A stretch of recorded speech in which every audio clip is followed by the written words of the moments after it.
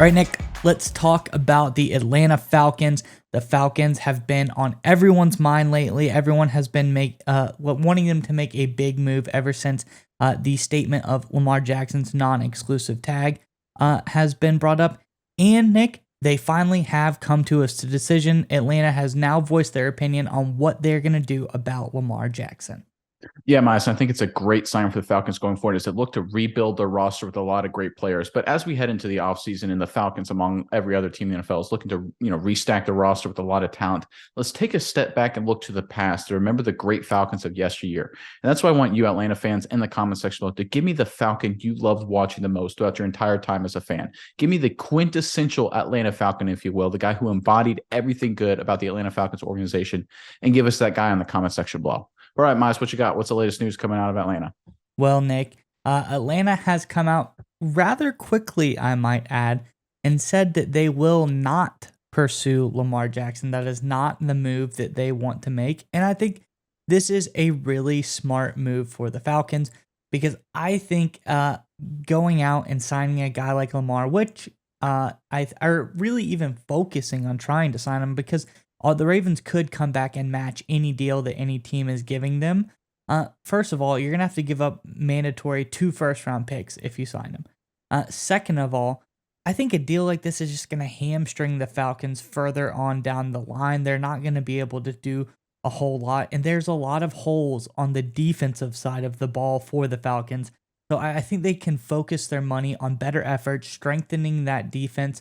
Maybe they take a shot at QB in the draft somewhere if somebody falls to them or if they're able to get someone in the later round. But I don't think going after Lamar is the answer. And quite frankly, Nick, it allows them to do other really smart things like signing a young pass rusher, Lorenzo Carter, to a 2-year extension. I think doing more moves like this, bolstering that defense is going to be really, really strong for the Falcons. What do you think about their statement to not go after Lamar, Nick? Yeah, so when I look at teams that are run poorly, organizations that don't do things the right way, I look at teams that make twists and turns, right? They have one strategy and then they pivot radically to the other strategy and they seem to pivot again. The example of this, and I think it's a good example every time you think of a poorly run organization, is the Cleveland Browns. Remember, they were all about analytics. They were all about, making those kind of moves, the money ball of the NFL kind of thing. They did all the tanking to accumulate draft picks. And then what do? They pivot from the analytics and money ball and they go all in on Deshaun Watson, right? And probably in 2 years, they're going to pivot back to something else, right? That's a poorly run organization. The Atlanta Falcons, to their credit, have stuck to the plan since the beginning of this offseason. Everything out of the Atlanta Falcons is we like it. We like Desmond Ridder. We want him to continue to get better, but we like him. And we're going to evaluate everywhere on the roster and get better where we need to. And it makes sense, right? They got $66 million plus in cap space according to overthecap.com. So it makes sense to focus on the entire roster from that perspective. Because like you alluded to, Miles, going after Jackson, you'd be giving up a lot of draft capital and you'd be giving up a lot of cap space. And more importantly to me, Miles, you'd be giving up a lot of time. That's one thing people don't understand is that there's a limited amount of hours in free agency, especially when you got 32 teams vying for just a limited pool of players. So if the Falcons were to divert a lot of their effort and energy in trying to negotiate with Jackson and figure out if the Ravens would match or not match or any situation like that, they'd lose out on other opportunities to upgrade their roster. And this is a Falcons team that while they've got a lot of talent, they do have some key holes. They've got a lot of key decisions to make to figure out how they can address certain positions.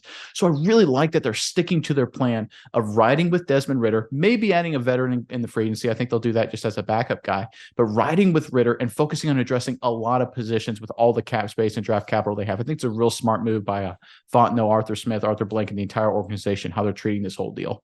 Yeah, they're doing all kinds of things, Nick. And then you even look at a guy like Caleb McGarry, potentially going to hit the free agency market. I don't think the Falcons are going to tie him up long term as per now, but you never know. He might come back around to the Falcons and they're able to do that. But that's another guy. You look at his PFF grade for the season, looks like a very, very strong player. But the fact of the matter is, he's kind of been a bit inconsistent at times during the season. There's been great flashes, but also, there's been inconsistency in his game. And to tie up a right tackle like that, the tackle position, that's another move that's going to take a lot of money away from the organization. So I like that move. But it's exactly like you've been saying, Nick. They're sticking to the plan. They're going to build on the defensive side of the ball, whether through free agency or the draft, and they don't want to tie up all those resources because they have a pretty good offense. They have Desmond Ridder, who could potentially be a guy. We don't know. He hasn't had quite enough time yet, but now he has all the weapons offensively to be very strong, and they can build with all of this money. They're not giving all of these other guys. So I really like the Atlanta Falcons and what they've been doing.